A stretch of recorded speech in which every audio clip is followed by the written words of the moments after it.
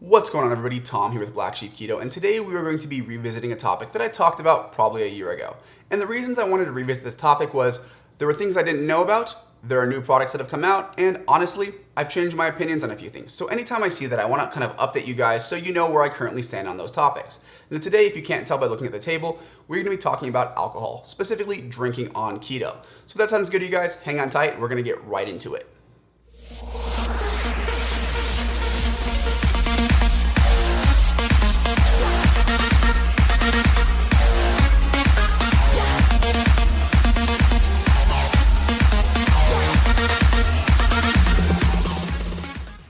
Now, I'm not going to beat around the bush here and make you guys wait until the very end. Yes, you can drink on keto, provided you follow a few simple rules, which I will get into through the course of this video.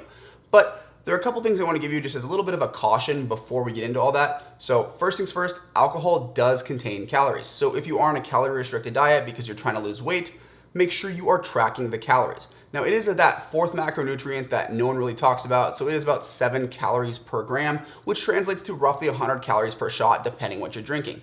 If you want to be extra certain of those calories, go ahead and Google whatever you're looking for, and you can usually figure out the calories per shot and keep track of it in your tracking app. Next thing, the hangover. Guys, I've experienced this. I've been told this by many other people on keto. The hangover from alcohol when you're on a ketogenic diet is far worse than when you are not. Not really sure why this is, but what I've noticed helps is keeping the electrolytes high and the water intake high while you're drinking. Kind of like when you're not on keto, but it is especially important. And also, limit yourself. That is kind of my third rule here. Your tolerance on keto is going to go way down. Before I started keto, I could drink an absolute ton. It was actually very expensive, so that is one thing I am thankful for. But regardless, it was a very surprising moment the first time I started drinking on keto when 2 or 3 drinks got me quite buzzed, and previously that would have done nothing to me. So take it easy your first time until you understand your new limits. Now let's get into the things that I prefer, and I'm going to kind of go in the order of preference for me. First of all, I like to stick to my hard distilled alcohols because I know there's no BS in there. Vodka, rum, gin, tequila, those type of things. Unflavored is best, like Fireball, that's an absolute no-no. These kind of flavored vodkas, I would be very, very careful with. I was informed by one of you guys a while ago that Absolute Vodka actually does not have any sugar or like bad sweeteners in it. I went on their website and it actually looks like they were right. So if you are going to do flavored vodkas, I would go to Absolute. But if you're not sure what type of vodka that bar is using, I would just avoid the flavored stuff altogether because most of them have a lot of sugars in there. Same thing with like Jägermeister, that kind of stuff. Vodka, rum, gin, tequila, and some type of 0-calorie mixer is going to be your best bet. If you're someone like me that enjoys some wine from time to time, I got a couple bottles over here. First things first, in my last video, I said that you cannot have white wine at all. Well, thanks to new technology and new products coming to the market, I was happily wrong. There is now a white wine that you can have. It is from a company called Dry Farm Wines. Now, all of their wines, regardless of them being white or red, have 1 gram of sugar per liter and are less than 12% alcohol. So for a ketogenic diet, the lower alcohol content is good, and hey, 1 gram of sugar per liter, that's great. You're probably not going to be drinking a liter of wine, guys. So they do have some whites. Here is a bottle right here, and a lot of them will actually put the nutrition label on the back, which is something you don't often see on wines. And I've had a few bottles of this. It's kind of like a subscription service. They send you like 6 or 12 bottles a month, every other month. You can configure it however you want. I get 3 whites and 3 reds. I'm not a huge white wine person. It's a little on the sweet side for me, but if you are a white wine drinker, this is the way to go. I'm not sure if they're available in stores. I don't think their varieties are, so you are gonna have to order from their website, so I will put a link in the description if you guys are interested in that. Also, I do have their red wines over here, not because it's the only red wine you can have, but because I have a subscription service, right? But most reds are gonna be good for keto. I would say like a good cab, that kind of stuff, is really gonna be your sweet spot. If you go with the very sweet wines, you can start getting into some higher sugar contents, but most red is gonna be good unless it's something like a dessert wine. And if hard alcohol and wine isn't your taste, and you're kind of into something more fruity, whatever, these Henry's sparkling waters are a great option. There are a few companies who make things like this, and basically it's just a flavored sparkling water mixed with typically vodka. Olivia loves these things. I'm not a huge fan because they're a little sweet and fruity for my liking, but I think White Claw is another company that makes them. There are a few varieties out there, but check the label. These are usually really good about telling you the sugar content and the carbs, but honestly, these spiked sparkling waters are a godsend. If you're one of those girls who really likes kind of those fruity, sparkly drinks, these are gonna be your go-to. For someone like me that's more of a beer person, there are really 2 varieties that I like, and feel free for any of this, guys. If you know of something that I'm missing here, leave it in the comment section because that would be a great place to kind of start discussions and share tips.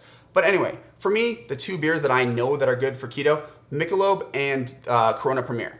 Now, they're both like between 2.5 and 3 net carbs. I think it's specifically 2.7 net carbs per bottle. So you can still go a bit overboard if you have like 5, 10 of them. So don't do that. But in terms of beer, they are going to be a little bit lighter. They're not going to be that kind of craft beer thing. So if you're into that, sorry. But it is a way to have beer, and these are easy to travel with. You're not bringing a bottle. You're going to, a picnic, something like that. Those two beers are great, as well as these sparkling waters. And the last topic that I wanted to get into here is the mixers, because this is kind of important, and there's some things that you might not realize. First things first, I do like a good gin and tonic. Unfortunately, tonic water is loaded with sugar, and that was a huge surprise to me because it doesn't really taste that sweet. So I cut over to a gin and soda. Other things you want to avoid is like sour sauce, grenadine, all that kind of stuff. It's going to be out the window. Your best bet is going to be like a Powerade Zero or diet sodas. Now, while those do have some sucralose and some stuff like that in there that's not exactly good for you, it's not going to knock you out of ketosis. They are a zero glycemic index typically. So my real advice here is just go and find something that is going to be a 0 calorie, and don't play with all those mixology drinks because you never know what's in them. Seriously, Powerade Zero, diet soda, that's where it's at, guys. Now, I tried to be very quick and to the point with this video as to not bore you or take up too much of your time, but I'm going to give a quick recap in case you guys missed anything. So these kind of sweet flavored alcohols that my friends have left in my house, I would totally avoid those on keto. With the exception being Absolute, which one of my subscribers told me was sugar-free. I looked it up, and according to their website, it is. So if you're into that flavored stuff, that's a good one to go with. But as a general rule of thumb, I would stay away from it. Moving on to the wine section, white wines are going to be tricky, so I would really recommend going through Dry Farms because they are guaranteed less than 1 gram of sugar per liter. I will put a link to them in the description. It's a subscription service, but hey, if you drink a lot of wine, that's not necessarily a bad thing. Most of your reds are going to be good to go. You can get them from any store you want. These are Dry Farms, but you can get them from, Albertsons, liquor stores, wherever. They should mostly be good to go. Then you get to your hard alcohols. So there's some vodka, some whiskey, some tequila, some gin. I think I have some rum somewhere over there. I just didn't pull it out. But any of those really strong distilled alcohols are going to be really good. Just mix it with a 0 calorie mixer. These sparkling spiked waters are great for you gals or guys who really like that kind of refreshing, sweet kind of drink. 0 carb. Usually it's kind of a vodka base, and that should be great. And in terms of you guys out there or ladies who enjoy a beer, I find that Michelob Ultra and Corona Premier are going to be the best. My favorite being Corona Premier. So that, guys, I am going to close out the video. If you like the video, leave it a like. If you have any questions or comments, or there's an alcohol I didn't cover you're curious about, you know something that I don't, or you know a product that is super keto friendly that I didn't mention here, drop in the comment section. I'm always curious. As much as you guys learn from me, I learn from you. People tell me things all the time. I look it up and I'm like, wow, I didn't know that. I'll have to share that with everyone else. So anyway, go and leave those in the comment section. And if you haven't subscribed yet, do me a huge favor, guys. Hit that subscribe button, show some love, and I will see you guys in the next one.